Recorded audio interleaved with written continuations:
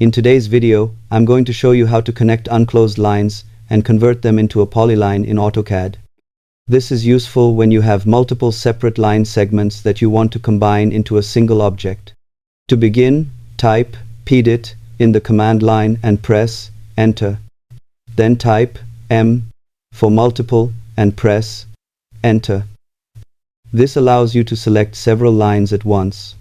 Select all the lines you want to combine and press Enter. AutoCAD may ask if you want to convert the selected objects into polylines. Choose Yes if prompted.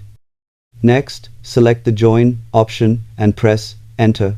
AutoCAD will connect the selected line segments into a single polyline, provided the endpoints are close enough to join.